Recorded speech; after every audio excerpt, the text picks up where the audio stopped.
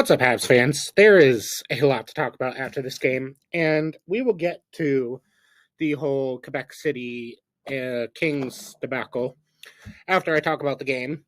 But first off, the game started off in the first period.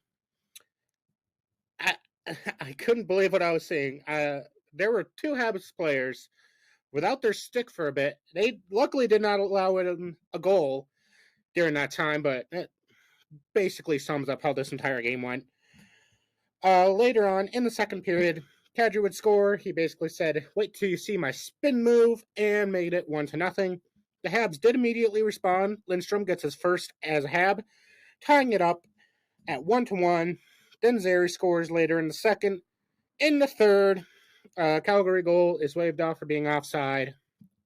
And let me just say, who the hell cares? What advantage should they get? I'm going to say this no matter who scores.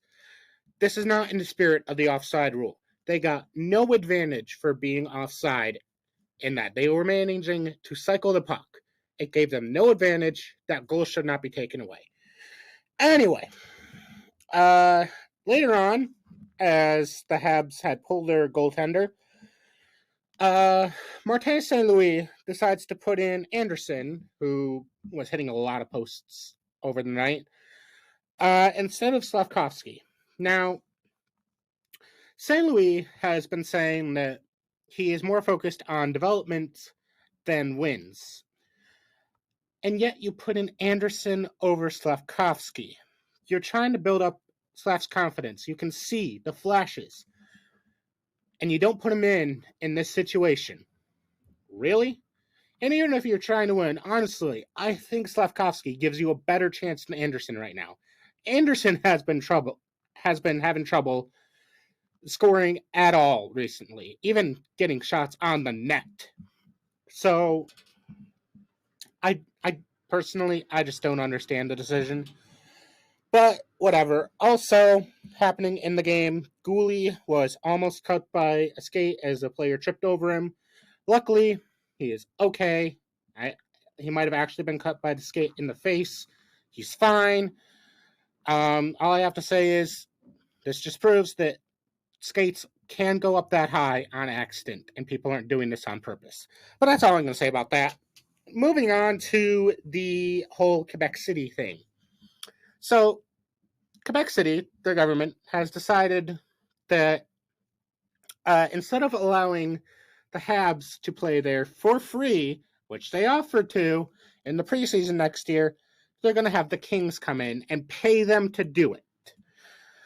They're going to lose about $7 million from the things I've seen on this, and we're not going to get into where you can better spend that money.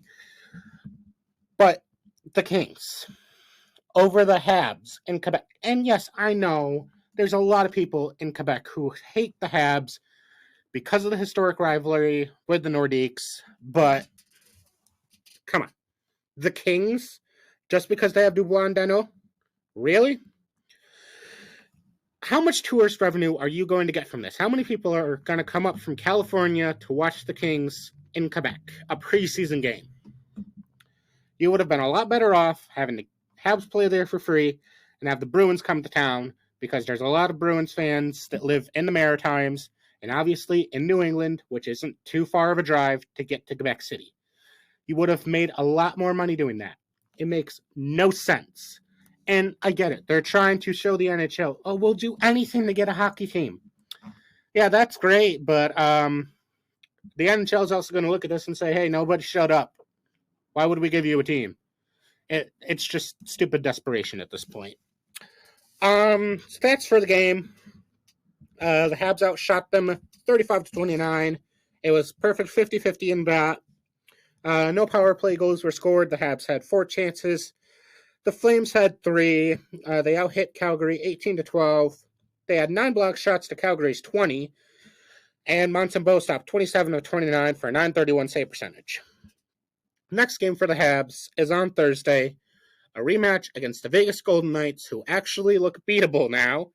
And, hopefully they'll play them as well as they did last time. Vegas is coming off a 3-0 shutout loss to the Washington Capitals. So this is going to be interesting. Blessed be. Go Habs, go.